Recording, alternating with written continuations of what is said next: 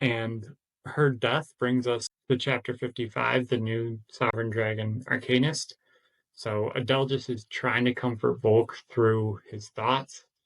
He's able to tell that Rishan had no remorse for killing his sister.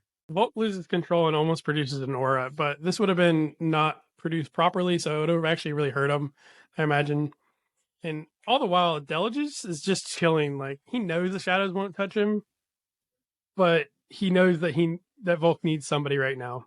And Volke is struggling with this. It's time for the bonding ceremony. The hatchling bonds with Rishan and immediately takes on true form.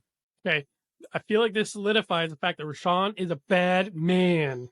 Yes, definitely should not give him the company. No, it is supposed to be true form for a true autocrat, which is not usually looked upon as a good thing, and we can tell Rishan is in it for the power and not for anything else. After the ceremony, the Frith Guild is trying to prepare for the thieves. Zaxxas had used his winnings to buy flame-resistant armor. Once they get to the Winner's Gala, the nullstone is in effect, so no magic for anyone. Hey, can we just talk about how dapper Zaxxas looks in this? He's done. He's dressed. Yes, he is to the nines. He went all out for it. So at the gala, Eventide and Gilly are also going there, and everyone is on patrol at the castle. They're walking the grounds. There's extra security there as well. Zelfree suggests that they all get drinks.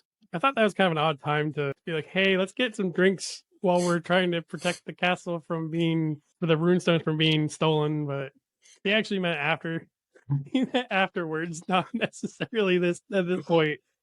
But he's trying to introduce Volke to his way of handling grief. He understands what Volke went through there. Yes, there's a lot of emotion to process, and that's always been how Zelfree has handled it. So as the gala is going on, the nullstone randomly turns off.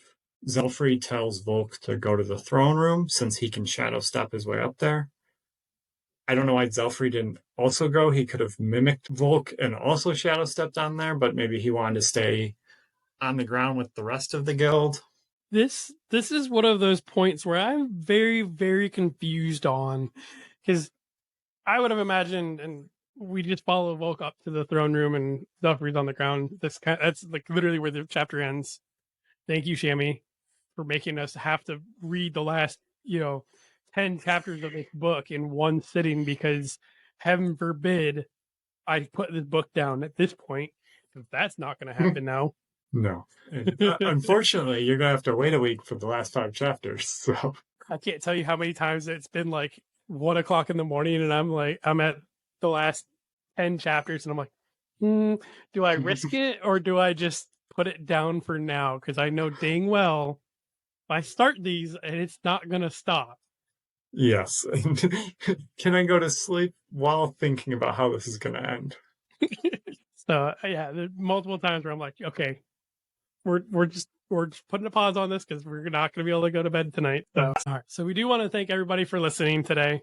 We want to remind everybody that we do post a new episode every Wednesday morning around 11 a.m. Eastern Standard Time, 10 Central, and 8 Pacific. And I'm sorry for those that live in Mountain Time.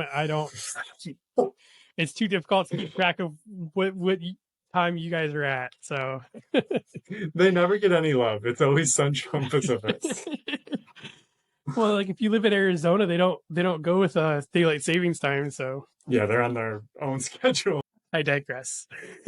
So we are on all podcasting platforms and on YouTube Music as well, along with the Google Podcast that is no longer a thing. We are on YouTube as well for videos, and we do want to thank our editor, Dan Mackison, for including pictures and links to everything.